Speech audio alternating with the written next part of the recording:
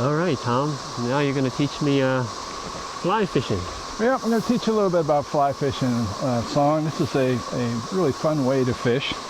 It's a little different than most forms because what you use for bait are artificial lures, are actually called flies. They're very light.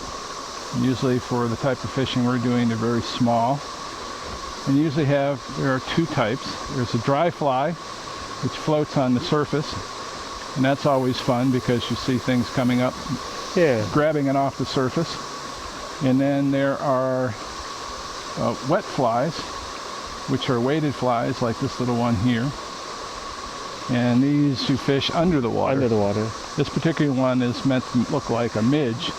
And then we have these other ones that look like worms. And then fish will pick those up under the water. I'm Song Chen with the USGS. And I'm Tom Cuffney with the USGS. And for the last 10 years now, we've been studying the effects of urbanization across the United States.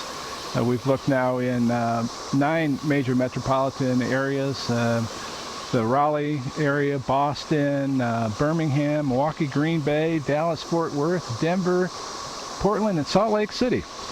Since 3 years ago, I started working with Tom and the USGS colleagues on this EU's project.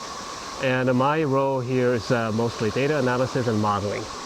Yeah, the EU's project that we're working on is the effects of urbanization on stream ecosystems, which is where the EU's acronym comes from.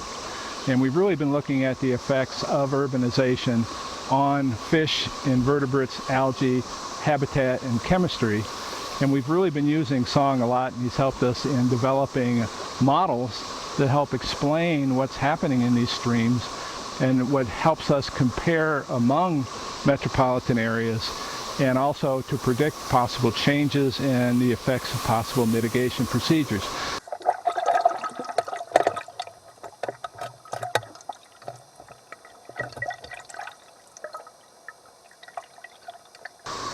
The flies themselves are so light that they really can't be cast. What you have to use to cast in a fly rod is the fly line itself. And the fly line is a colored line that you have here. And these are weight forward fly lines. That means that most of the weight is in the first section of the fly line. And you use this to throw the fly. The clear monofilament part, this is the leader. And this is what connects your fly to your fly line, and you're constantly replacing this, and you use different weights of leader depending on what type of fishing you're doing. If you're fishing for very small trout, you may use very light line. If you're fishing for bass, you might use a much heavier line, heavier monofilament. Now, one particular thing we did was the multi-level modeling, and another thing we did was the Bayesian network modeling, to understand how the land use changes affects the stream ecosystems. Now, the multi-level models were very important for me at least, because it helped us explain why we were seeing different relationships between urbanization and stream effects in different parts of the country. And that method really helped us explain why we were seeing these different results.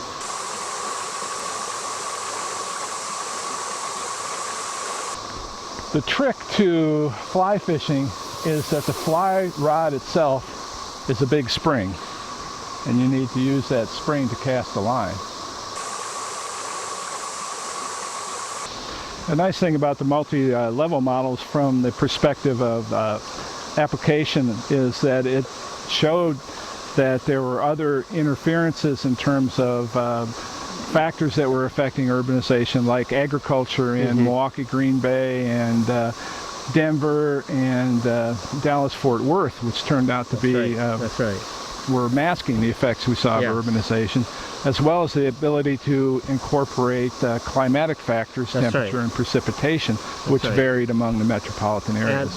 And these are examples about the variables operating at the very different spatial temporal scales. Right. We're looking at the land use cover, urban coverage, agricultural coverage, which is something very at the watershed scale. But when we talk about the background or antecedent agricultural land use, that's in the regional scale. The other thing that we did was looking at the Bayesian network models. That's right. And those are very interesting models because they employed a lot of prior knowledge.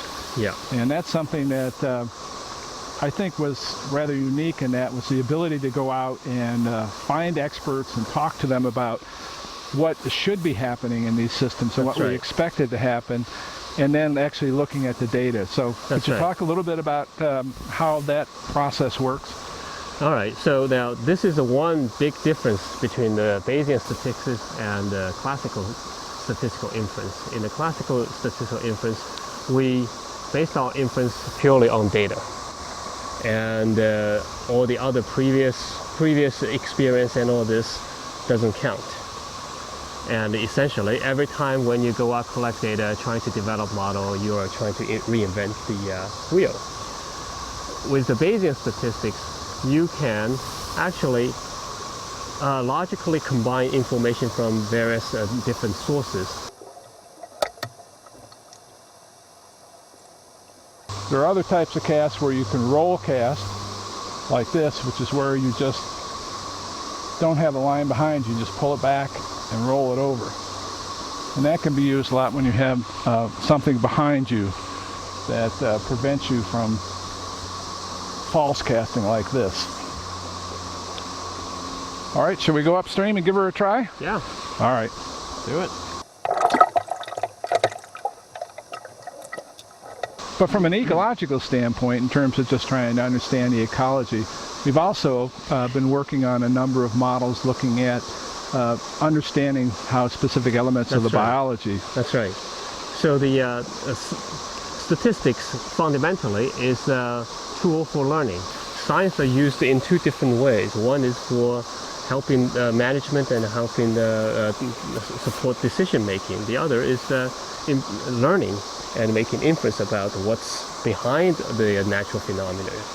And from a statistical perspective, statistics is always a tool for learning from data.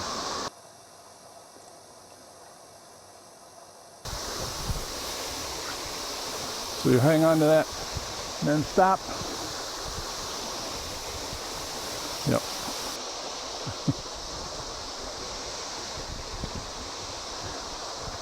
I can really get used to this. Oh yeah, man. Well, you gotta get a rod.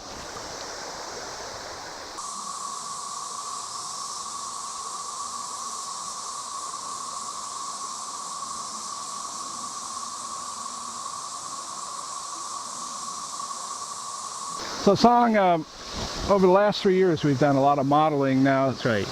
That's helped us both understand how urbanization changes across the country, as well as to look at possible things that we can do to mitigate those effects. So in a nutshell, what do you think are the three most important things that we've come up with in the last couple of years?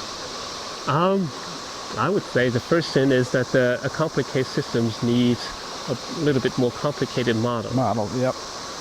And I think that the fact that we're seeing different responses to urbanization in different regions of the country, and that the antecedent land use has a strong effect on how urbanization impacts systems. That's is one important. thing we feel that is very interesting. Right. It's the most important, most interesting outcome from that, from the multi-level analysis. Right. And then the third thing I think that's been really important is the Bayesian network models.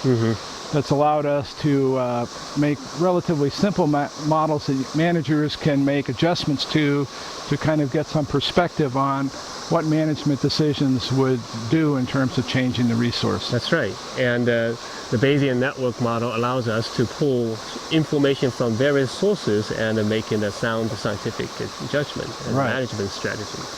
So working with you in the last few years, we've come a long way from those simple regression models that I did initially. And to me, working with you guys is that I get to come out and actually look at how the data were collected and the real stream, the real ecosystem. Yep. So it's been good talking to you, but let's get back to fishing. Yes, let's go. This is just like learning statistics. So what's the probability that you're going to catch a fish again? Well, so far 0. It's the same That's as my my prior. probability. I think this is very classical. Yeah.